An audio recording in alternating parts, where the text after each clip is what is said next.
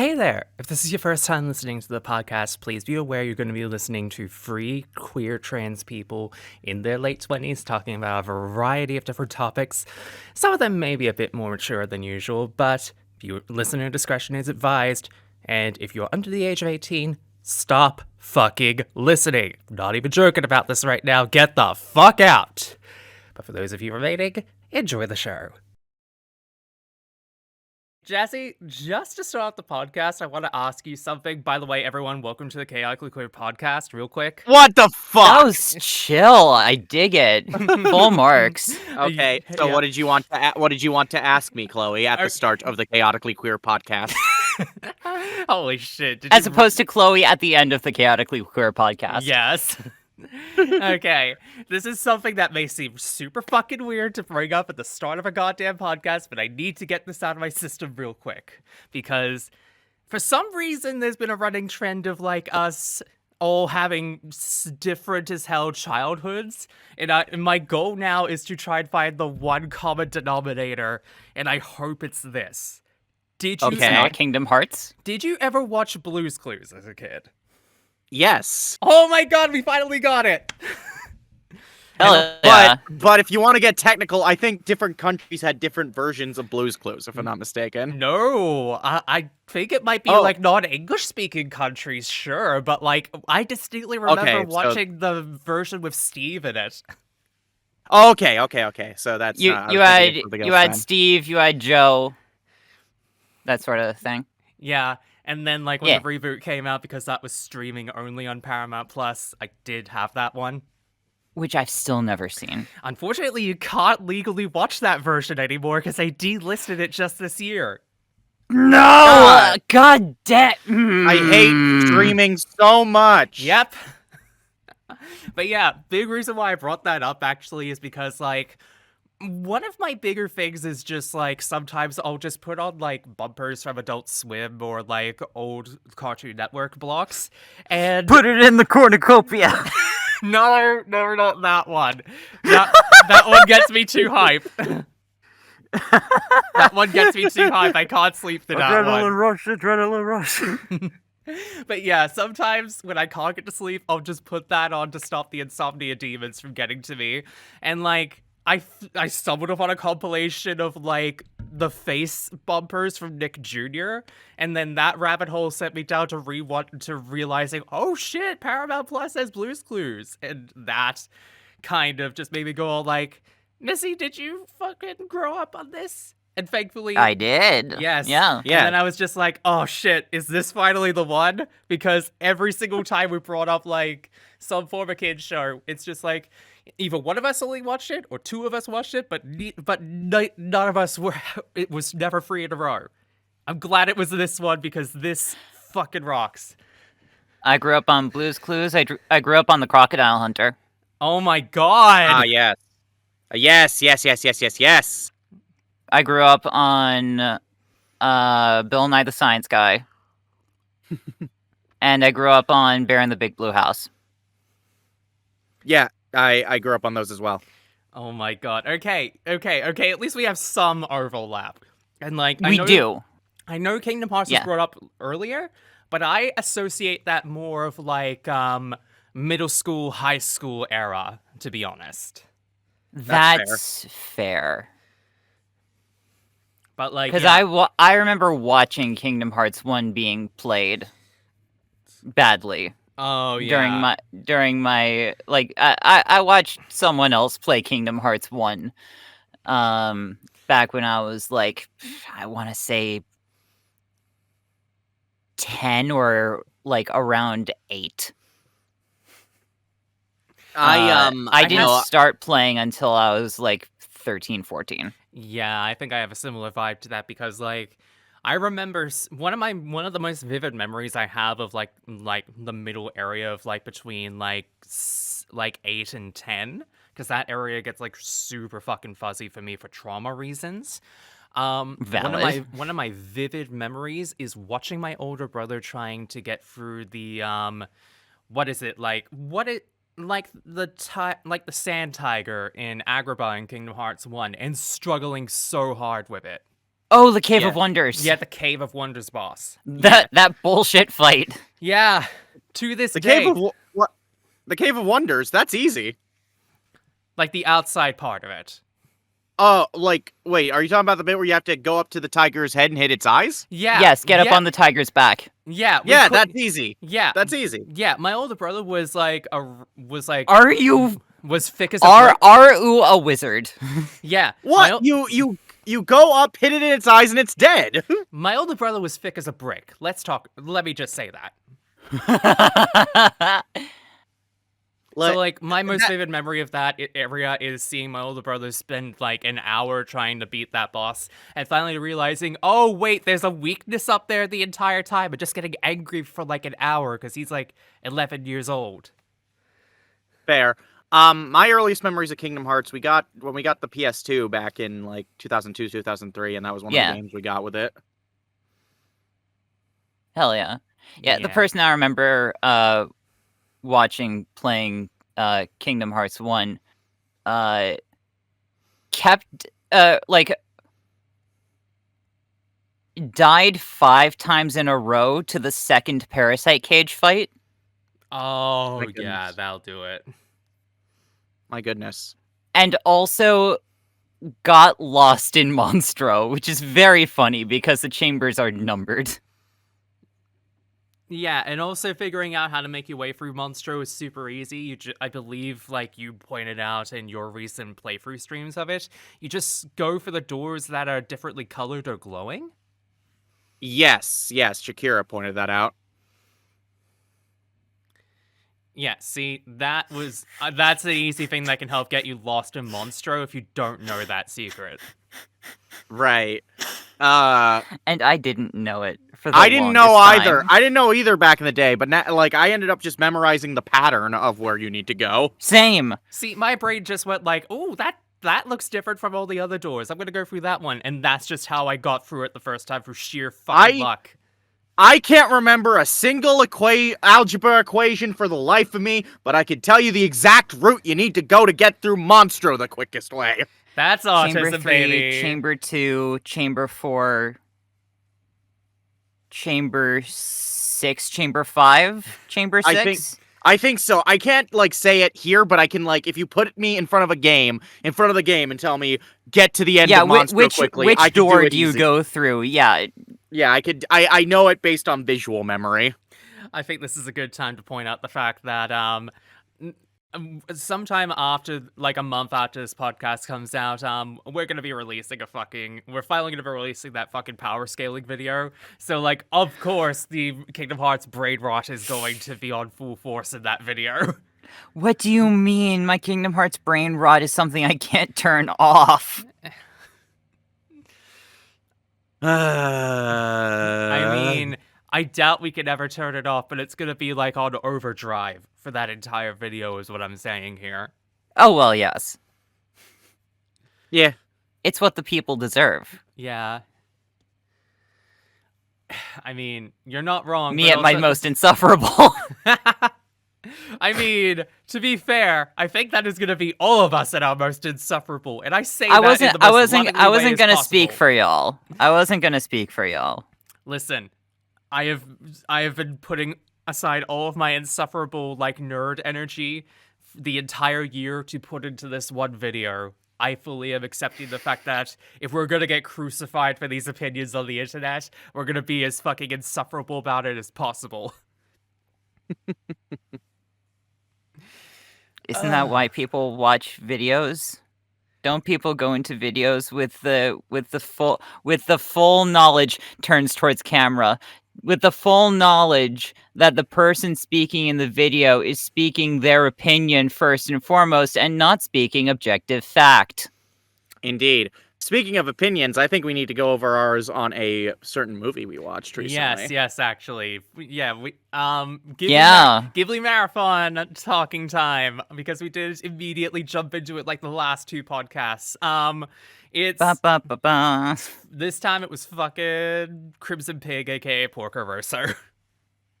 Ah, yes. I too enjoy I do enjoy bringing bacon on airplanes. Oh, Better a pig than a fascist. yeah. Look, Mama needs her bacon. I don't know what to tell you. Jesus fucking Christ! How many of these have you been saving, Jazzy? You're killing Missy with these puns. Are you happy? I mean, I didn't want to kill anyone, so no. I'm not dying, Chloe. Don't. Reports of my death have been greatly exaggerated. All right. Let's get right down to it. Is that scene? I think it was from Brother Bear, where it's like, I miss my husband, and just then you off just have- screen, I'm over here. I'm not dead. Yes, that was from Brother Bear. Yes, that does feel like a Brother Bear line if I ever heard one. Either that or over the hedge. But yeah, Porco Rosso. This is gonna be an interesting one because I think I'm gonna be the one with the hot take this time. Get it Please, out of the way then. set the tone. I like Porco Rosso. I don't love it. I don't get the house. I see so many people consider this to be the peak of Ghibli. I think there's a lot of problems in the third act that bring it down substantially from what it could be, but I like it. People say this is the peak of Ghibli? I know people who say this is their favorite. Okay. I respect their opinion, but like, this is your It's favorite? fine.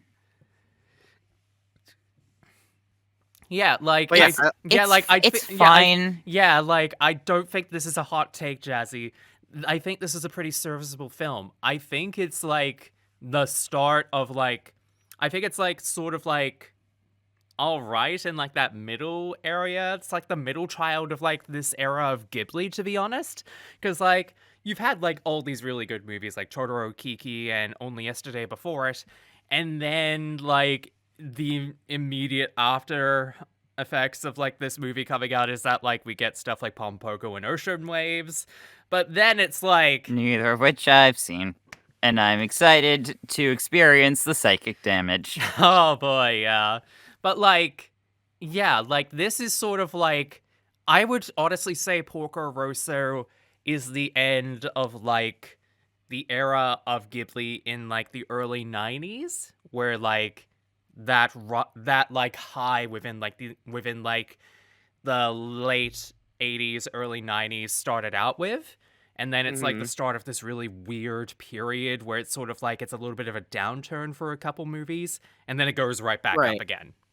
So this is I don't know if so that might not be a hot take. I think what might be a hot take is even considering what we have in the future, as far as Hayao Miyazaki's films are concerned go, not Ghibli, so no one kill me for this. As far as just Hayao Miyazaki's films, I think this is his weakest film. That said, if your weakest film is Porco Rosso, that's a good record. Like, I may have to come back to that myself, but like, I do definitely agree with that for the moment, at least.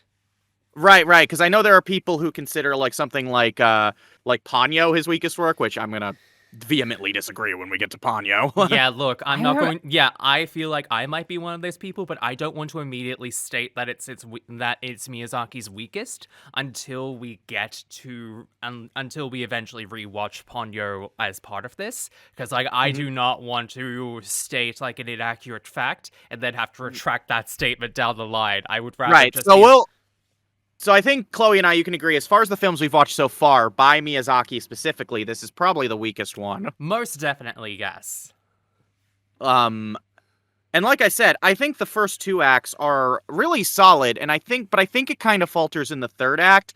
I'm not really a big fan of this film's treatment of women in the third act, which is a very odd complaint to have for a Miyazaki film. Like, Yeah. Yeah, I mean, it's not great the way that they just, fucking... You introduce the... Go ahead. What's her name? Sorry, I'm blanking a little bit here. Theo, I think? Yeah. Yeah, the fact that they, like, build Theo up as this, like, strong, like, independent wannabe younger pilot, and like she obviously has to deal with a lot of like misogyny from I know his name is not Porco Rosso directly, but like what the fuck is his actual name? We'll just say Porco. Yeah. Yeah, she takes a lot of misogyny from Porco, and then it's just like she is then made to be like a prize for like the antagonist by the end of it. It's a She's 17! yeah, that too. She's also fucking 17, so she's not fucking legal. And that really, and that's another thing that bothers me because, okay, so Porco is a very misogynistic character, and he's that way by design. And it felt Yes. like for the first 2 acts, they were kind of building that up as, like, they were showing that as a character flaw, obviously. And because, of course, obviously, I'll say right now, there's nothing wrong with having a character who is a misogynist, as long as there's an acknowledgement within the text that this is not good behavior. Yeah, I mean, he literally calls himself a pig, and it's not meant to just be all, like, literal. He's like, yeah, I am a pig, that's what I am. It's meant to be, like, he knows for a fact that he is a misogynistic bastard. Right, and the thing with Theo is you kind of get this sense that, oh, she's a very capable mechanic, and the whole thing is going to be like, oh, he's going to kind of figure out, like, misogyny bad, like, because, like, you have this person who's kind of challenging his worldview here, so. Yeah. And in those 2 acts, it's very interesting. I'm very, like, every time I watch Porco Rosso, I really love it for the first 2 acts because it's clearly setting something up that the 3rd act just doesn't pay off. Yeah, and like while the 3rd act does definitely have some pretty good high spots in there, like that final battle at the very end is just like it's a mix of like really good like fighter pilot stuff and also slapstick at the end. The context in which it's used in is really not great. Right, it's so weird. But Missy, I'm curious. Very... Oh, go ahead.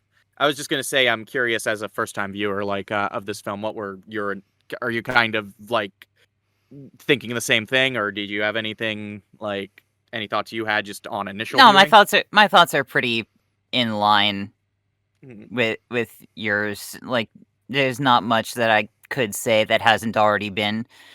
I do find it funny.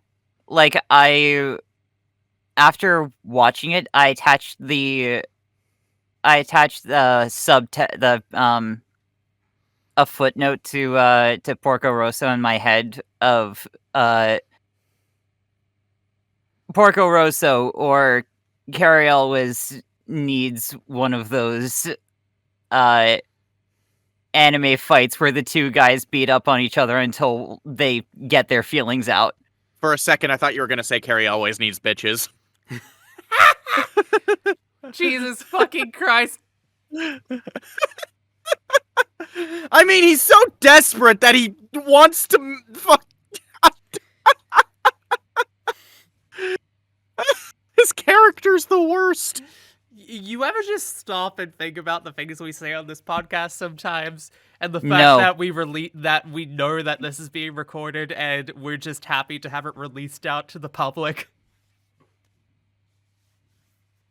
Yes. You know, I think there are times where I think, should I really say that considering the stuff I'm known for? Is it possible someone will come across this recording and try to use it to cancel me in some way? And then I think, nah. Look, there are worse things I could get like exposed for on the internet, and look, I know exactly what the fuck I am saying here on this podcast, and I'm not afraid for it or anything anymore. I was gonna say, I'd find it really funny if someone tried to cancel me on Twitter over saying Carrie always needs bitches. But yeah, Missy, general thoughts on like, I guess we kind of were getting to that point, general thoughts on Porco Rosso? It's fine.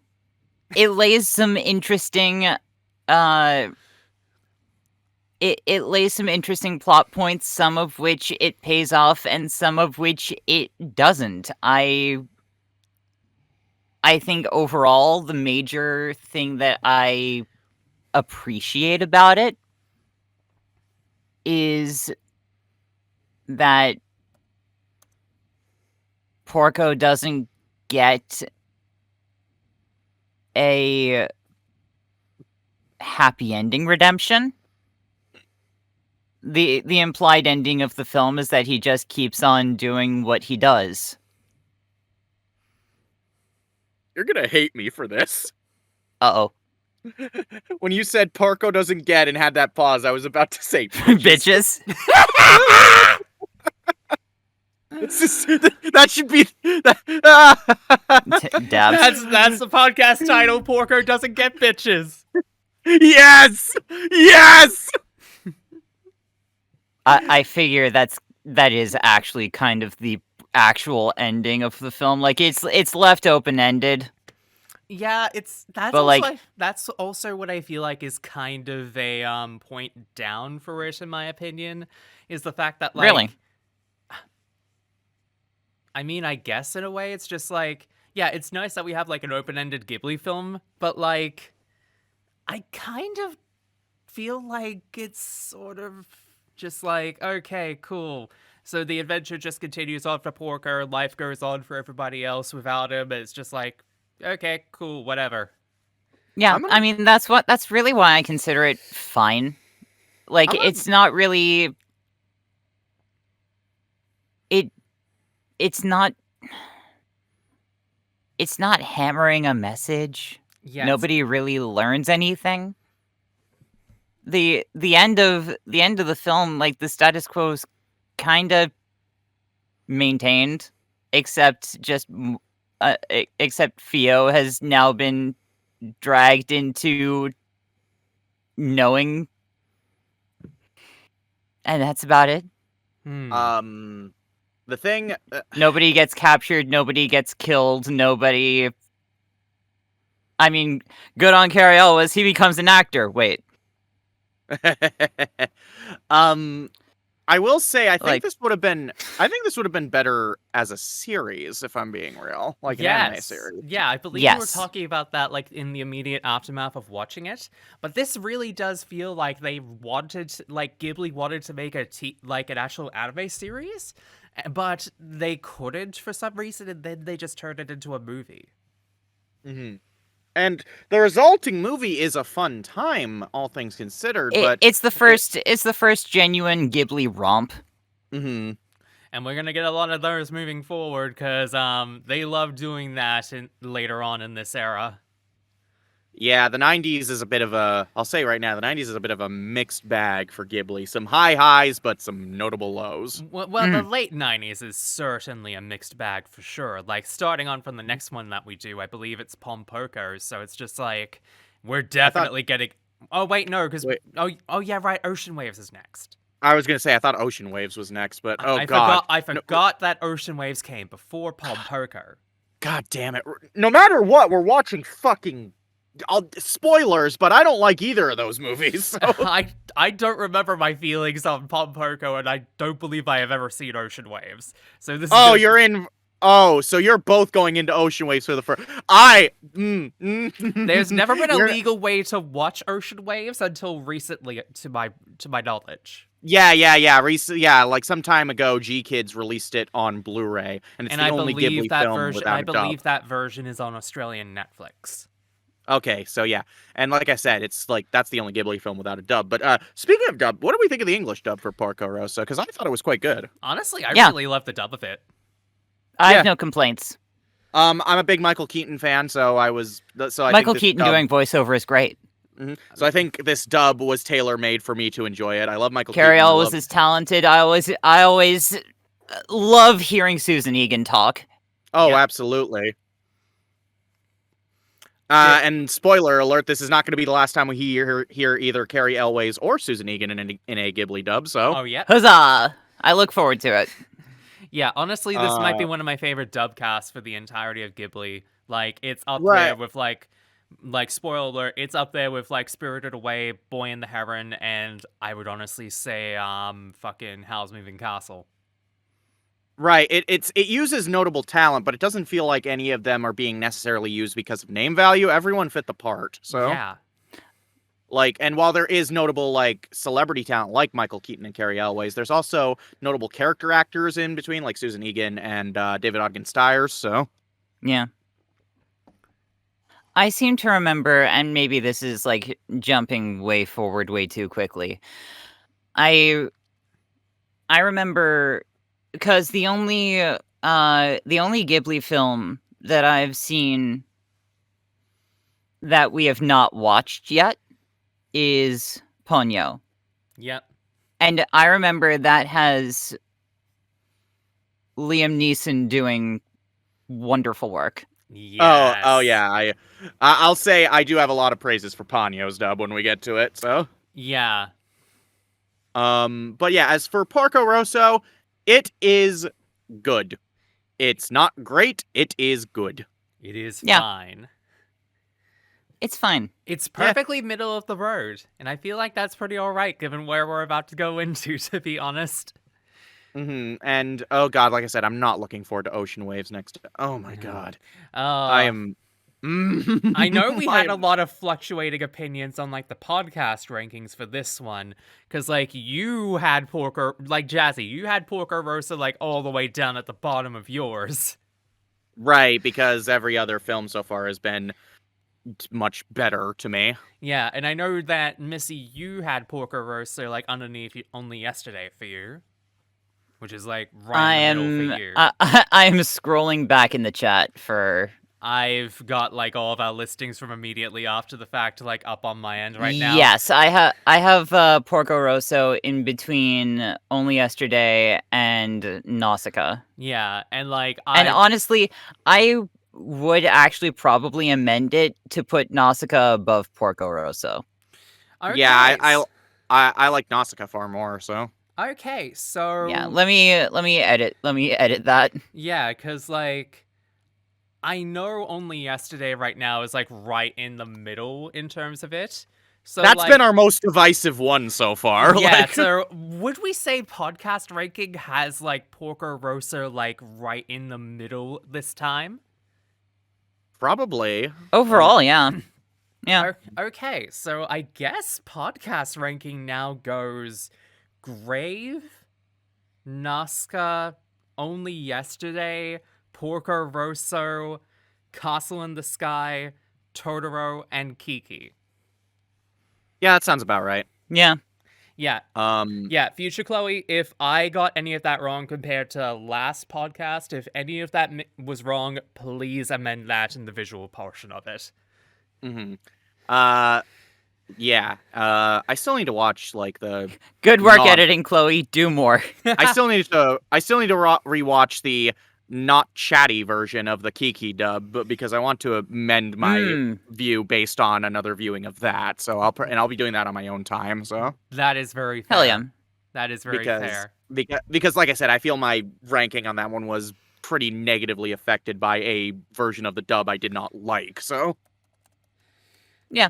Yeah. I will definitely say, though, with that one there, Jazzy, at least with the next two, like, they're pretty shorter compared to everything else we've watched so far. Like, Ocean Waves is only 72 minutes long, and Porco, oh, yeah, right, it's like 2 hours, never mind. I was gonna say, Porco is one of the longer ones. I totally forgot it's 2 hours long. Yes, it is. And spoiler alert, the runtime is one of my biggest problems with it. Okay, yeah. God. The fucking Tanuki Balls movie is like 2 hours long.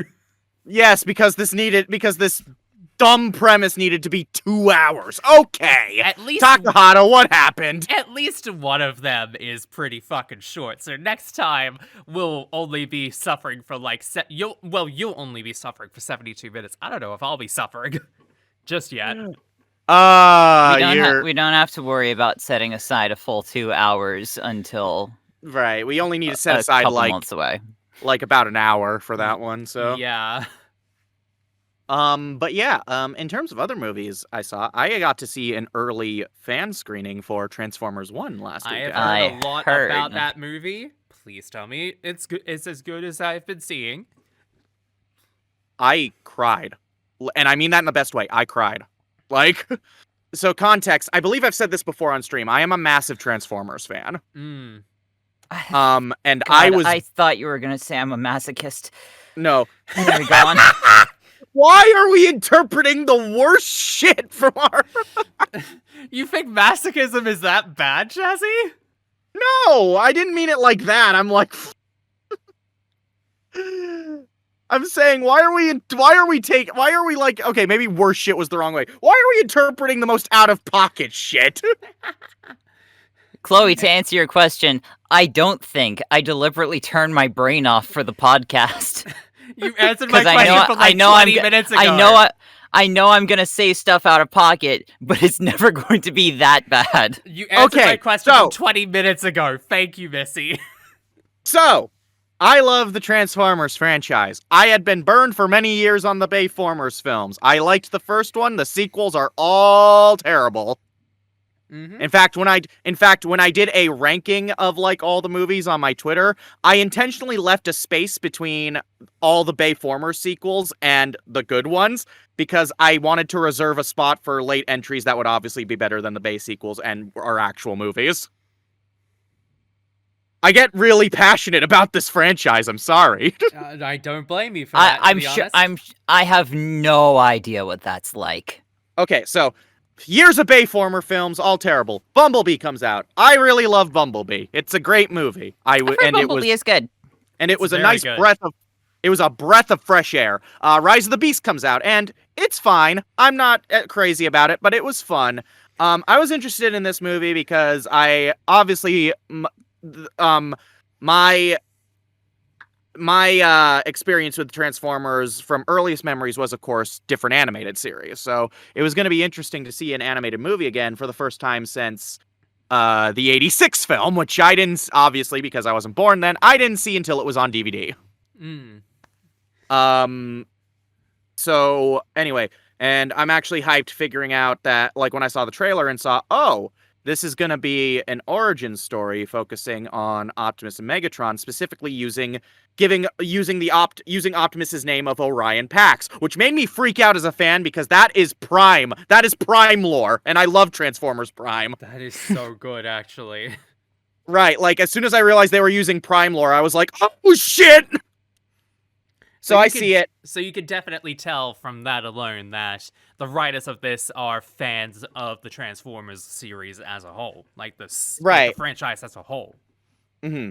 And without going into spoilers, this was really good. Like, this was really, really damn good. One of my favorite films to come out this year. I was blown away both as a Transformers fan and a fan of movies. The best way I can describe it for folks without going too deep into it is it's basically the Transformers version of X-Men First Class. Hey, yo. Oh, wow. Yeah. Like, I had a lot of First Class vibes from it, and that's a movie I really love. So as soon as I realized that's what they were doing, I was like, oh, this is my thing.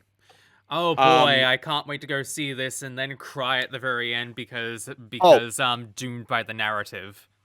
Oh yeah, trust me, this is great stuff. The first two acts are really good. The third act is what really sells this movie for me. I'm not spoiling, but let's just say the third act just completely blew my mind the entire time as it was taking place, and I couldn't believe how amazing and tragic they were making this whole narrative. It's so good. It's helped by the voice performances. I'm not usually big on celebrity voice talent, obviously, but I actually think that was going to be my next question. Yeah. Right. Chris Hemsworth and Brian Tyree Henry especially were great. They don't really sound like these characters initially, but as the movie goes as your movie goes on, there are points where they start really sounding like them. There are points where Chris Hemsworth sounds like Peter Cullen, and where Brian Tyree Henry sounds like Frank Welker, and it's kind of insane as it happens. Though I will say, even with my skepticism of the celebrity casting, there was one casting choice I read up before the movie came out that I was so excited to see in action. Steve Buscemi as Starscream. That is perfection. Oh, right. That is the best celebrity casting choice I have seen in any of these goddamn movies. Wow. As a Starscream stan, I was so excited when I read that up because it's just like, Same. holy shit. But yeah, the cast is good. The show stealer was at the end of the day, Brian Tyree Henry as Megatron, or D16 as he's called for the majority of this film. Yeah. Of course. Um, he does a really good job at playing this very likable character, but also making it believable that he's going down. It's not a spoiler to say he's gonna be evil by the end, because look at the movie you're watching. But like, Yeah, Yeah. look, you know for a fact that he's gonna become Megatron. He's going to become like the big bad that we all know he's going to be. But it's the fucking Any journey. origin story for the Transformers is a tragedy. Yeah, it's Right, it's more that you're watching it for the journey that they go down together. Because all of the marketing is making like the two seem like, oh, they were brothers at one point. They were like family. And this is how they absolutely came to be on the other sides of a Family. war together. right. And there's but yeah, like, and yeah, his performance is so good because you believe the likability, you believe the moments he's kind of going down a dark path, and you believe that moment where he's finally turned. It is such a great and well fleshed out performance. Easily a career highlight for the man, and I love his work from stuff on from like Spider-Verse especially. So Who was he in Spider-Verse again? he was Miles' dad. Oh, right. Mhm. Yeah. Yeah. Yeah, Mhm. fuck yeah. I remember it now. God. Okay. Right.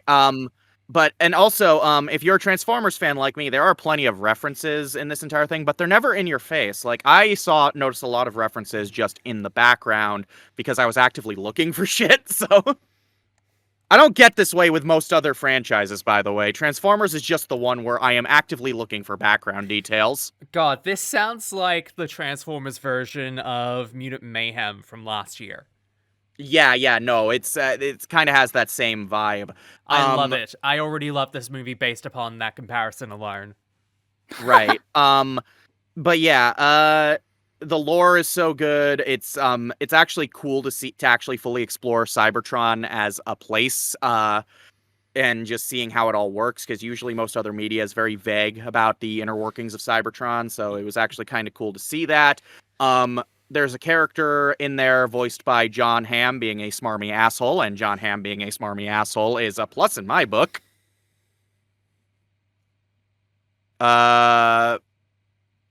What else is there? Animation-wise, it looked great. Brian Tyler doing the soundtrack for the first time in the franchise since Transformers Prime does an amazing job. It's just a great movie, and you should see it. If you love Transformers, if you love animation, if you love movies, like, it's a great movie. Nerd. And it feels so good to be saying that more consistently after the Bay films. Like, you don't know how cathartic it is that Transformers movies are good now, and how relieved I am and happy that they're good now. I've gone through years of garbage, and it's gonna take a while before these movies being good is just the norm for me. God. I don't know if I've ever gone down a route like that, but I'm just glad that Bay making less and less movies over time is more common nowadays. Yeah. Oh god, we've come a long way since the racist twins in Transformers 2. Oh, gee. Uh-huh. Oh, yeah, right. The one. Oh, yeah, right. Fuck, I forgot about those ones. And also, I'm directly below the enemy scrotum. Ah! It's I hate that movie so goddamn much. so bad. It's so bad. We need to finish up our worst picture marathon we're doing. I remember when we got to that for that marathon, I forgot how much I hated Revenge Wait, of you the still Fallen. haven't finished the worst picture marathon? Yeah, the next one we're watching is Blonde, and it's a 3-hour movie, so you can understand it's taking a Oh, while for us to want to watch a 3-hour exploitative, quote unquote, biopic on Marilyn Monroe. Yeah, I forgot that, to be honest. Is that the last one you have to do, or is there another one? No, the last one's Winnie the Pooh, Blood and Honey, which is at least mercifully short. Oh, God, but still, having to watch that movie, Jesus fucking Christ. I would have rather Morbius won that year, because at least I could laugh at meme. Morbius, Rowan reads Morbius. I feel like I'm recycling a joke that we did in another podcast, but fuck it. Morbius drinking a 40 in a death basket. Oh, God. Ah. What else has been going on for y'all? Missy, honestly, I'll let you have the floor for this one, because, like, I don't get a lot. What was it, yesterday? Yesterday? Yeah, yesterday. I, finally have the ball rolling on figuring out what the hell I possibly have, Oh, right. really? doctor-wise. Huh. Yeah. Yeah, because I went to the doctor. It turns out the doctor, taking a look at the cane that I use, not as a mobility aid, but as a stability aid right now, um, is eyebrow raising, and they were like, "We're gonna figure out what's going on."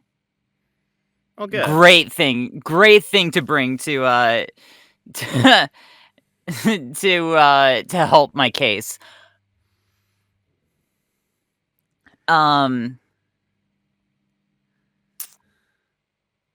So I have my first physical therapy appointment next week. And hopefully they're gonna help figure out, like, if it's something physical or if it's like connective tissue. I have suspicions it's either hypermobility or EDS or both. They're gonna help figure that out, and also, at least at currently, someone will be getting in touch with me to help schedule an MRI appointment. Oh, good. I am not going to be So- surprised, in all honesty, if it does turn out to be hypermobility or EDS related, and that is purely because one of the first things I distinctly remember about it, from you telling me about this, is the fact that, like, you were just like, "Hey, Chloe, is this weird to you?" And Is this weird? And just pointing my thumb straight out away from the rest of my fist. and I immediately just reply back, "Yeah." Gee. Oh, that's an interesting way to find out. Yeah, Yeah, but I- it's also because, like, one My of my thumb doesn't, my joints don't bend super far. I'm not true double jointed. Meanwhile, It just happens to be that I can that, like, if I bend my spine backwards, my everything pelvis down revolts. Jeez. and, like, the big thing that sort of tipped me off that it might be EDS related is because I live with, like, one of my partners I live with is actually does have hypermobility and EDS. Like, she is properly double jointed in certain parts of her body, and I'm just like, "Oh, I've seen this, like, way too many times. This is definitely something EDS related." I can connect my hands facing up, palms together behind my back. That Yeah, sounds crazy. that Y- is y- wild. You know, like the praying hands. Yes. Yeah. Yeah, I can do that behind my back. Yeah. Jesus. Hands pointed up. Like literally Jesus, because praying hands. Yeah, definitely. This, Jesus descends. It's like, oh god. yeah, like, if this is not EDS related, I'm gonna be fucking amazed, to be honest, because, like, all of this sounds like stuff I have seen my partner do on occasion, and I'm just like, what in the fuck? And I still don't know. Ugh. And a lot. This whole. I had to learn self-advocacy real fast. Yes. Because my default way of being is not causing people problems, I know that all too well. Mm-hmm. to the point where I could be literally dying and my brain would still be like, let's not make a mountain out of a molehill here. I literally, like, tumbled down a flight of stairs last year and twisted my ankle, and my immediate response to, Oh, like, that was how you twisted your ankle? that is how I twisted my ankle, trying to walk down our flight of stairs to the car to attend a Halloween party, and I was in heels, and I like Oh no, you were Oh, descending geez. stairs in heels. yes, and I slipped, and I tried to catch the railing, and Uh-huh. and that's how I tumbled down, and I could feel my ankle twist on the way down, and my immediate response, having just tumbled down a flight of stairs, my partner was just like, "Are you okay?" My immediate response is just to go all like, "Yeah, I'm fine. I'm just gonna need a minute." And I thought at the I'm time, just gonna need a minute. yeah, and within that minute, my ankle is immediately just like, "Oh, you are not fucking doing anything right now." Because I was just like, yeah, give me like 10 minutes. Because, like, I'm the driver and I need to, like, make sure that, like, I need to figure out if I Yeah, can your actually feet walk. work. Yeah, I need to make sure if, like, one of my feet actually work right now. And within that 10-minute period, I was going like, it's okay, just to like In delay. those 10 minutes, the adrenaline wore off. Yeah, the adrenaline wore off, and also like the placebo effect of me telling myself it's fine, it's okay, just let it rest, and then it all wore off, and then I could feel the shooting pain in my ankle just be all like, Yep. fuck! Yep. But yeah, Yep. during that whole experience, I was saying that, one, to convince myself as a placebo effect I was okay, but two, not to worry my partner, who just saw me tumble down a fucking flight of stairs. Jesus. So, like, I get that, Missy. I get that so fucking much. Like, the Thursday evening, because I went to the doctor on Friday, I was just like, is this something is this something I actually want to bring up with the doctor? And the answer is Like, yes. things aren't getting worse right now. Like, I'm managing. Like, I do stretches for 15 minutes every day to make sure that my hips don't pop out, but I'm managing it. And then I look over at my cane Dang. and I'm like, shit. But yes, like, I'm glad that you are learning self-efficacy, Missy, because, like, holy fucking shit. Sounds like you need it. While I'm learning it, I will pass on this wisdom to everyone else who looks at it and is that left at London Vine that's like, haha, I do that. Oh, yeah. You are your best advocate. Yes. You are your best advocate. If you feel that something is wrong, then something is absolutely wrong. Yes. Doubting yourself is a dark path. Yep. 100%.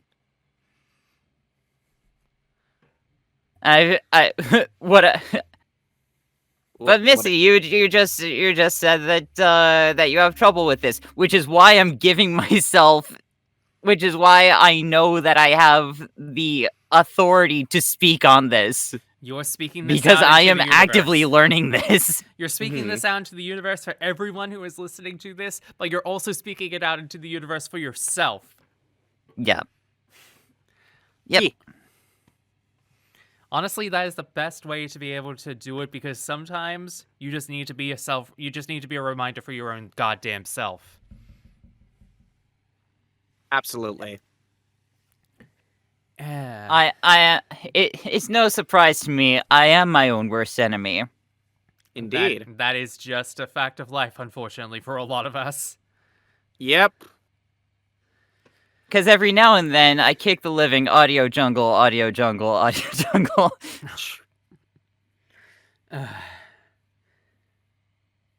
I guess. So, I guess that goes. It's an old joke, but it still checks out. Yeah. indeed. I guess that goes to me So- then, because, like, I guess for like the last month, it's basically just been like prepping for like the fact that I'm going to the US literally when this podcast comes out, because like I'm gonna try and get this done as like the last thing I do before the trip. depending on Do, whenever do this. not tell anyone where in the U.S. you are going. I'm not gonna say directly. I'm just saying vague area within the United States. I am going to the United States within like I want to say like 24 to 48 hours after this podcast comes out. Editing, Chloe, do not run this down to the wire. Look, the podcast is like the simplest thing I edit, to be honest, because it's just like it's putting the audio file in Vegas. It is putting the overlay on there. It is putting in the little things at the beginning. It's putting the audio file in nondescript area in the United States. Sorry, Indeed. go on. But yes, this is the easy. Out of all the things I've been doing lately, this will probably be one of the easiest things I do before the trip, because I've been fucking working on a video to release while I'm in the US, and spoiler alert, it's on Fullmetal Alchemist 2003, and that should be releasing like before I get back. Neat. Yeah, and spoiler alert on that one. I think Fullmetal Alchemist 2003 is still pretty neat, even though Brotherhood is actually the superior version to watch. Fair enough. I still need to see either version, so. So do I, actually. You know, that's such a weird thing to admit, given the fact that, like, well, Jazzy, you're older than me, so, like, I assumed at this point you had seen Fullmetal Alchemist. Missy, I'm just used to you not having watched stuff by this point. Yeah, I was gonna say, Chloe, is it really that weird for me to say that I have not seen iconic thing? Missy, I would be more shocked by the fact if you did watch both versions of Fullmetal Alchemist at this point. Around the time FMA and Brotherhood were the hottest thing, I was watching stuff like Soul Eater, I think was the thing, and Gurren Lagann, so. If I'm remembering when did Black years. Butler come out? Oh, Black Butler was also my jam. Of course, that was like it 2007, 2000. I would say 2007 to 2009. I would say.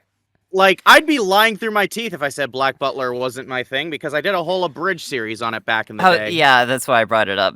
Not gonna lie. Yeah, like, my God, I actually, funny enough, not too long ago, I actually felt comfortable enough to go back and rewatch some clips from my old Black Butler abridged series, because for the longest time I wasn't, because my abuser was in the cast. I have so much respect for that. Yeah, same. And I went back and watched it. I'm surprised that I was still funny back then. Like, there were lines. Really? There were lines that were actually okay. So there were a few jokes that didn't age too well, as just inevitably happens through comedy, I think. Yep. Yes. But there was a bunch where I'm like, oh, dang, I actually had some zingers in this one. Especially Grell. I think I just gave all the best lines to Grell. I also voiced Grell. I don't think I knew you were one of the writers. Yeah, I did write. Yeah, I was one of two writers primarily working on that one. I believe that's deep lore I didn't know. I believe I know about this because I think we've talked about that in the past in private there, Jazzy. Right, yeah, no. There were there was No. I sometimes talk to people one-on-one and not within my entire circle of friends, Missy. I have no idea what that's like. Mm-hmm. But no, it was no, there were so a lot of it was deleted just because YouTube's a pain in the ass, and I don't have archives of a lot of it. So it's not on archive.org.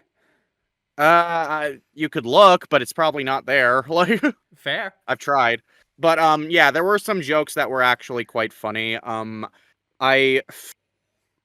And what's interesting is that in recent years, it's actually kind of grown a bit in popularity on TikTok, of all things. I believe you did have know mentioned that on the podcast. Right, because I was just going through one of my friends was going through my For You, and they were like, hey, I found this audio from a Black Butler parody, and Grell sounded like you. And Grell sounded like you, and I was like, oh yeah, that's the parody I made that's the abridged series I did back in the day where I had enough patience to work on one. Yep.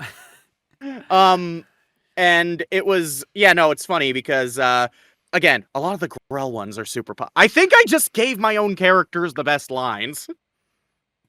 The best way I can describe Grell is the best. Yeah, she is. She is 100% the best. Like, one of my favorite exchanges that I think is funnier when you consider CL was voiced by my abuser was like, there's a bit where CL says, okay, look, Grell, you don't like me, and I certainly don't like you. And then Grell just responds, oh no, I fucking hate you!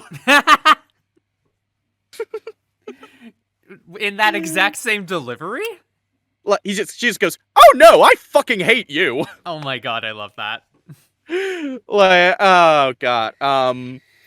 No, it's funny, because I still talk to the guy I had who voiced Sebastian in that thing, and he often, like, keeps me updated whenever that parody pops back into internet fame briefly, so... We love Nice. that. We love that. Mhm. Mhm. But yeah, it is kind of neat just to see that it's I don't ever think I would go back to it just because making it was stressful. I'd have to recast a lot of people because I'm not on the best terms with some cast members, and some Yeah. just due to the fact that they've moved on to bigger things probably wouldn't be able to do it anyway. Hmm.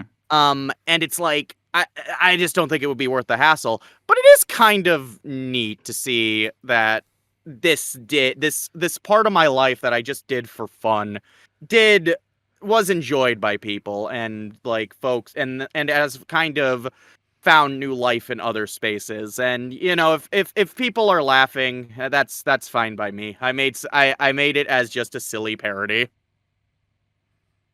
Though I have to say, it is funny. Any scene with Pluto in human form is just the same recording of me in the most monotone voice going woof. Nice. Like, no, like anytime Pluto was in human form and we needed him to speak, instead of just me recording dog noises, it was just one single recording of me going woof. And it was on repeat. Oh my god, I love that. So if he was Jazzy- barking, a lot, it would just go woof, woof, woof. And Good. That's how you And sell a what- joke like that. And what were you about to ask, Missy? No, the fact that what you said about that you didn't expect it to take off in ways that it did is like that struck home with me as someone who has also made things on the internet for a very long time, that you can't, that like the way to approach making content is not to Assume to success. not to Right. assume success, but to enjoy making shit. Yeah, and I enjoyed getting to do. I absolutely enjoyed getting to do that while I was doing so. And there were some. I did like find some old scripts of like unmade episodes that I thought, dang, this would have been funny. Like we were gonna do a parody of that Tale of Will the Reaper OVA. Oh my gosh. And that was just gonna be fun because that was just gonna be some of the best fucking Grell bits we ever wrote. And I think it's kind of a shame we never got to that, because I think that would have been a perfect last thing to make, like a last parody to make, is this Tale of Will the Reaper one. Yeah. And like, Because I think it showed where my passions lied in terms of writing for these characters. yeah.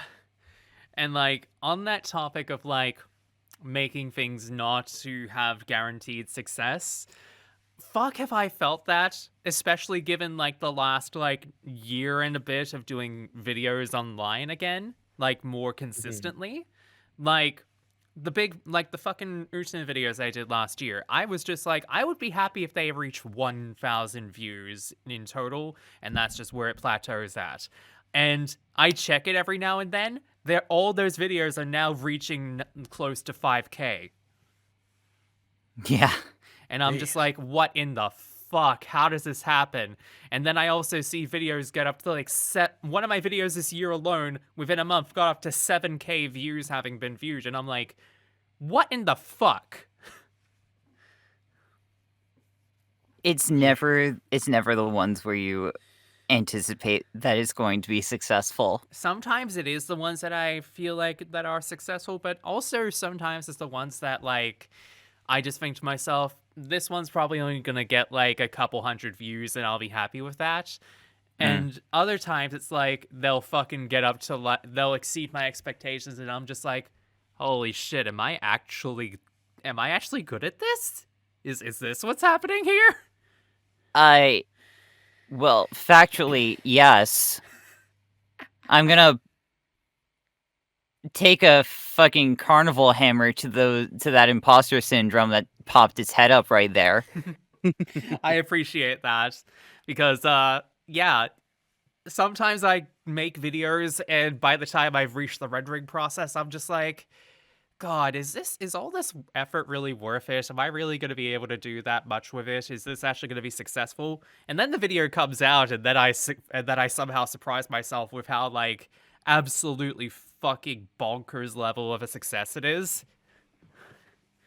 Right. It's kind of it's kind of crazy when that happens. Like I started dipping my toes into essay content with the BFDI videos, and I chose that subject because I knew, okay, if there was anything I was going to like ease my audience in with this, it was object show shit.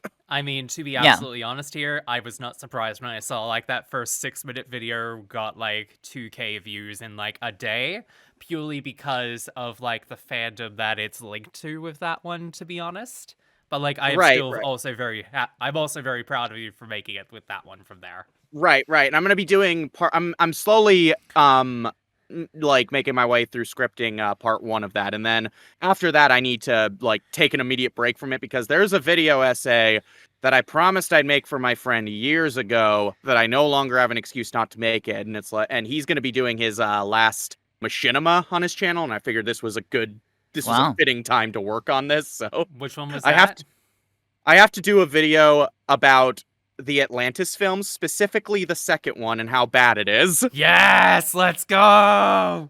But The I one that also was initially meant to be a Disney Channel series. yes, but I want to make it about both because if I'm going to talk about Atlantis at all, I at least want to also talk about the first film because I want to talk about stuff I like. So, Yes. Yes. like, and Weren't you also fucking making a Quest for Camelot video last year? Where did that go? too much stuff happened. I will It got probably postponed by the original theatrical strike. Yeah, it did. It did. And then I also just have a lot of trouble getting footage from movies. I don't know, no program ever works for me. So I'm just like, if I want to talk about anything, I want to talk about mainly games just because I know I can get footage for that easily. And plus I really like talking about games.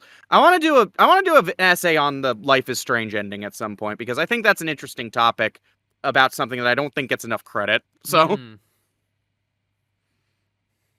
yes, I'm gonna have a positive hot take on the internet. Oh, jeez. I would be so interested. I've had hot takes on And the original Life is Strange endings for years. yeah, and based on how my opinion's going on the test play of Before the Storm, well, hot damn, looks like I'm having some positive hot takes there too.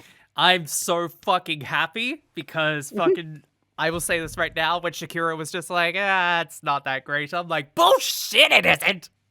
No, I'm almost done with the first chapter on the test play, and so far I actually think it's quite good. Like I don't think it's as good as Interesting. I don't think it's as good as the original, but for what it has to do and the obvious limitations it was working with and some setbacks primarily in the voice cast, I think they did good. So, Yeah, it's really fucking good.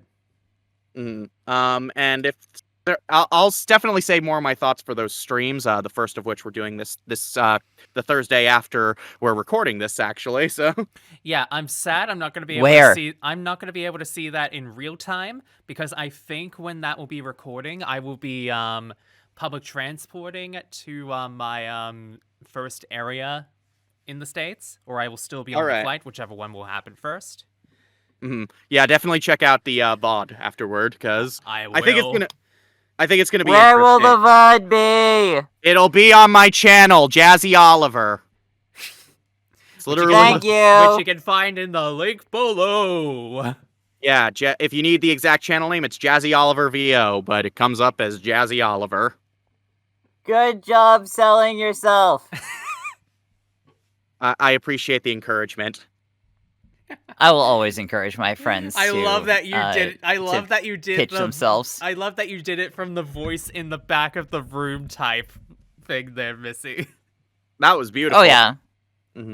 By the way, if anyone who listens to this podcast hasn't seen the streams and is curious what ending I chose for the original Life is Strange, I let that tornado run through that shitty town all day long. Yes. Yeah, look, I said it at the time, and I will continue to say it. I feel like the Sacrifice Arcadia Bay ending is either way you go for it, it is a canon ending in some way. But I feel Sacrifice Arcadia Bay to be the best ending possible because there is Yeah, no fucking saving that town. It is rotten to the core. well, also I watched the Sacrifice Chloe ending and I thought it was bad. I thought it wasn't. Yeah. I thought it wasn't well done. I thought the music choice was terrible. Oh Yeah. god. Yeah, and I hate that's the only ending where the two kiss, to be honest. Right, not counting the kiss they have in episode 3. Yes. Uh, Like the actual yeah.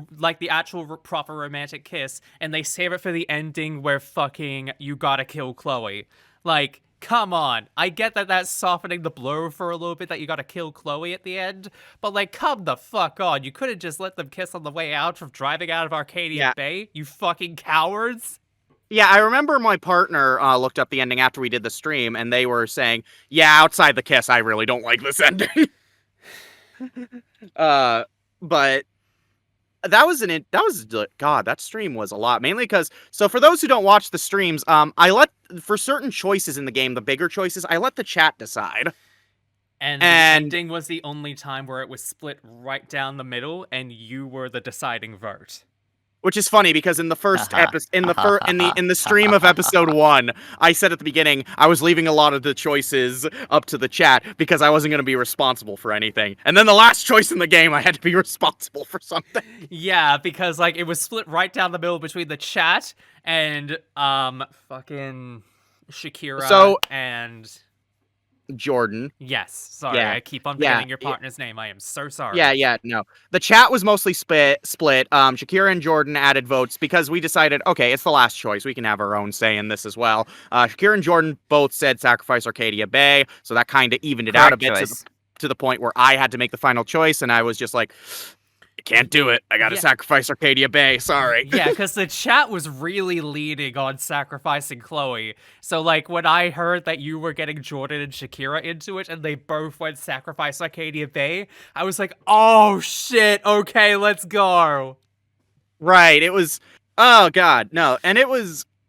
It was kind of stretching the rules of like the chat choices a bit, but I think for the last one we could have a special like little, and it made it one of the, I would honestly say it made it one of the best moments of those streams, to be honest, because that was the moment as the last choice possible. And it was the one where everyone was voting for the worst possible ending. I didn't want to say a fucking word, but I was so happy when Jordan and Shakira got involved and then you were the deciding vote. I was like, oh, this is such a good stream moment. This is like, look, if you ever make like a highlight of moments from the Life is Strange VODs in general, Jazzy, you have to put that entire thing in there and try and get like a recording of the chat as it's happening, because that is like how that felt when I first played Life is Strange. That was just my brain watching that chat go by and then being all like, fuck it, sacrifice Arcadia Bay. I was debating doing some highlights from the Life is Strange one because that was probably one of our best streams. Like overall, like all 5 episodes were just banger streams all around. Genuinely, yes. And I think it was like the most interesting because I don't think like any of us were playing anything up to the camera, like or the microphone, because like the emotions felt were genuine. Jordan fucking cried near the end, like genuinely. I remember seeing that. I remember seeing that play out, and I'm just like, yeah, this one fucking is a fucking like absolute heart puller right at the end, because it's like, fuck me. And I knew that was. I was like, oh god, I feel bad I didn't warn them, but at the same time, I didn't want to spoil anything because they really much like me, they were really into the Max and Chloe relationship. They saw a lot of us into it, so. I will genuinely say as well, even though it was like really annoying in the moment of it, that moment when in episode 4 at the very end, where it's just like that one part of it glitched out so many times, as an unintentional moment, as annoying as it was in the moment, that one was fucking funny to see. It was funny. I did look back and I'm like, okay, this was annoying at the time, but looking back on it, it's very funny. But yeah, professional streamer Missy Rowland, do you happen to have any commentary on moments like that?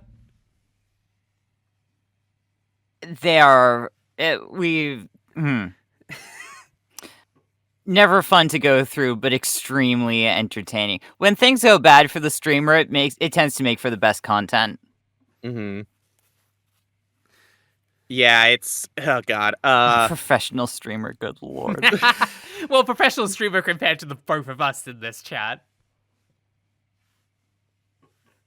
Yeah, I don't know. I was gonna say, am I professional technically? I do this enough, and I get enough You're like. professional in an fin- unprofessional way. Let's leave it at that. Yeah, I was gonna say I It- get enough financial gain from doing this that I can consider a I'll pro. I'll accept being the VTuber of the group. Yeah, that's Well, fair. I mean, well, mine's a PNG tuber, so that's my thing. I'm the PNG tuber of the group. Yeah. But yeah, no. That entire stream was so goddamn fun. And I am looking forward to starting Before the Storm as well as the other games because I wasn't intending to do the full franchise when I started Life is Strange, by the way. I was like, okay, this is a fun thing I can do with Shakira and my partner, and we can do this. And then everyone really liked it. Are you at least coming back to read Chain of Memories this week? Yes, I am. I'll be Oh doing boy, that Tuesday. I at least get to see that before I fly out. That's gonna be fun. Oh my goodness, that stream's exhausting. It's fun. You don't like card games on memory cycles because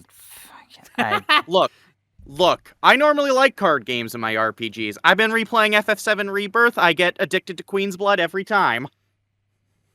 I don't like this. Chain of Memories is one of the games that I still have not played, and I need to, and I intend to play it on prod mode at some point. Can I join for that? Because I want to see the suffering in real time. We'll see. For science. We'll see. It depends. They released a patch for the Steam release of Kingdom Hearts, so now it doesn't crash on half of people's graphics engines. Fucking good. So- wow. So all I need to do eventually it's gonna go on Steam sale, and I'll probably pick it up, and I'll probably play through the entire series on stream. Honestly, that might be one of my ways of doing it. That'd be good. Yeah, like obviously Shakira and I are in the middle of our marathon. I think Jordy said they wanted to join for KH2, and I would be more than happy to have them on. So Looks like my summer vacation is over. Oh, I'm gonna be a crying mess during all of KH2, and I am completely proud to say that. I thought Birth by Sleep was gonna be the one you're gonna be a crying mess throughout because Aqua. That one too. 2, Birth by Sleep, and 3 are the ones that are gonna get me. Oh, 3 yeah. made you cry? 3. Oh, 3 made me cry. You want to know where I cried in Kingdom Hearts 3? Where I cried the most in Kingdom Hearts 3 when I first played it? Right at the beginning. Because I was so goddamn happy that this game was finally here. Nah. 3 made me cry, and then Remind made me cry again. Oh, Remind! Okay, but did y'all cry at the moment where the ice cream trio was finally reunited? Yes! Yes, I cried so much at Chloe, that. what the fuck do you think? I know what the answer is, I just need verbal confirmation. You're not gonna get it. Missy, Chloe, give me my satisfaction, goddammit! No. Chloe's having like a Twilight moment where she's like, say it out loud. Fucking say it. Say Yes, I cried. it. Good! I Because- cried when Shion was remembered again. I cried during that hug, and I cried getting to watch everyone beat up Xemnas for the X. Yeah. Cause it's one of the fucking sickest reaction commands in the entire game. Yes. Let alone It's so franchise, good. I would argue. Oh god, there's just so many moments in this franchise I'm looking forward to getting to. But this, I don't know. Kingdom Hearts 2's Berserker command against Syx is sweet. Oh, No, it is. actually, the the entire session command is the best reaction in Kingdom Hearts. That's Is that fair. the one where you play music along with Demix? No, that's Riku's limit. Oh yeah. Oh, that one's amazing. I really have a soft spot I'll for take the one. him. Yeah, I have a soft spot for the one in the second fight against Axel as Roxas, where you just go, the battle goes up on the You air. chase him over the firewalls. Yes! God, they really just went ham on the first time that they had like all of these like abilities for reactions and whatnot. It's just like, let's implement this new aspect into the game and let's just go fucking whole hog with it. Oh yeah, I love Kingdom Hearts. I love it so much. And then the dual command against Roxas in 2.5. What's funny is the people who have been like just getting into the KH streams who aren't familiar with Kingdom Hearts are acting like, Jazzy, why are you playing this franchise? It sounds like you hate it. And I'm like, no, I hate this one entry. Yeah, like Chain And of Memories also, is the black sheep of the franchise. Mm-hmm. Chain of Memories would be a video game that everyone is just apathetic towards. The fact that it's a Kingdom Hearts entry is what makes you absolutely lose your goddamn mind. No, here's the weird thing about Chain of Memories. Most of the people I know hate it, but the people who like it really like it. Like, it's so weird. Like, there's just that, like, there's no in between with Chain of Memories. Like, it really is a love it or hate it game. I will also say something in relation to Kingdom Hearts real quick, because this news officially broke this week. It's very much implied through an interview that Tetsuya Nomura gave recently that this next saga, like the The Lost Masters? Yeah, the Lost Masters saga that starts with Kingdom Hearts 4, it's being done with an ending in mind, and that Tetsuya Nomura is most likely going to retire after this saga is done. And Dang. and the Gamers Joint and every Kingdom Hearts YouTuber like it has been putting out videos about it. Mm-hmm. Yeah, like there's no real clear indication if like when Nomura retires Kingdom Hearts is over or if he's going to pass the reins over to someone else. But to be completely honest here, after this next saga, I would not be surprised if Kingdom Hearts is done, because I feel like if you try to continue on Kingdom Hearts without Nomura, you've pretty much lost the important heart of what makes Kingdom Hearts such a great franchise. Look, I love Tetsuya Nomura to death. The man is absolutely bonkers, and I love him dearly. Like, I love everything he makes, and yes, I even love all the weird shit he put into the FF7 remake saga. It's so good. I know I'm the odd one with that one, but I love Let it. the man rest. But But the man needs, if the man retires, I do think KH should go with him. Yeah. That being said, we've got another decade of Kingdom Hearts to look forward to, baby. Woo! Because let's be clear on this one here. Given how long it took for Kingdom Hearts 3 to come out, including all of the little games in between, we've probably got like Kingdom Hearts 4 on the horizon, and we've got like at least like you mentioned, Misty, we probably got like 2 to 3 like side games in the middle, and then we got like Kingdom Hearts 5, maybe. I don't know. We'll have to see what happens. And then like 2 or 3 other side games, and then Kingdom Hearts 6, which is going to be the culmination of the make it of like probably at the very least Sora's arc.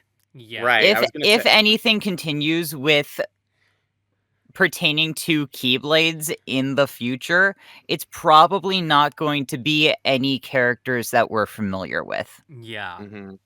But yeah, I don't know. I just can't imagine KH without the madman himself being. Agreed. It'd be like, honestly, when you have someone who's as passionate about his ideas and not giving a shit what anyone else thinks is Nomura running the ship, it's hard to find someone to fill his shoes. I'd feel the same way if like Yoko Taro ever retired with the Nier franchise, with the Nier and Drakengard franchise. I say, Yeah. and honestly, I would say the same with Nier. I would say the same with FF14. Mm-hmm. Honestly, I would say the same with like if Dragon Ball were to ever continue after Daima comes out without Akira Toriyama. It's just hard to imagine some of these franchises without the people that make them possible. And yet we are And- gonna Let have people make new things. and yet we Right, are like- probably gonna have to come to that realization sooner rather than later. Because I don't know how to tell you this, y'all, but the passage of time keeps on moving more and more, even though we wish. Are it you to trying to stop. wrap up the podcast now?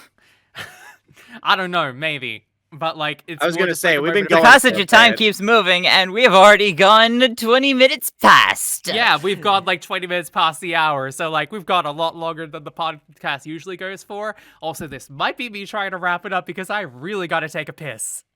I'm also hungry, so we should probably wrap this up. Yeah, I was gonna say, I wouldn't be surprised if you two were also hungry as well. I'm All right. more than anything just out of water. Oh, Yeah, let's, that's same. Let's wrap this up then. Yes. So like, Where can Thanks. people find you both? well, they can find me here on this channel. You can find me on like, you can find me on Twitter and Blue Sky at Chloe Sunflora VA. I am trying to be more active on Blue Sky now that like it is out of like beta. Yes, we have video now. Join us. Yes. Yeah, I'm the same way. You can find me at Jazzy Oliver VO on YouTube, and Lady Jazzington on both Twitter and Blue Sky. Much like Chloe, trying to use Blue Sky a bit more because Twitter's such a cesspool. I swear to God. And where can people And find you can Missy? find. Well, thank you for asking. You can find me on Twitch at twitch.tv/OzCyphara, OZCYPHARA. That is my VTuber account. And you can also find me more than not on Blue Sky at Missy Rowe Voice on for my voiceover stuff, and at OzCyphara again on Blue Sky for my VTuber stuff. Alrighty. All right. Thank you all for listening to the podcast this month. We shall see you all next time for oh boy, an interesting time with ocean waves and maybe some more interesting stuff. And I'll probably also be talking about like how my US trip went, but next time. Take it one day at a time, everybody. Yeah. Yes. Take care of yourselves. Catch ya. Peace. Bye! Bye.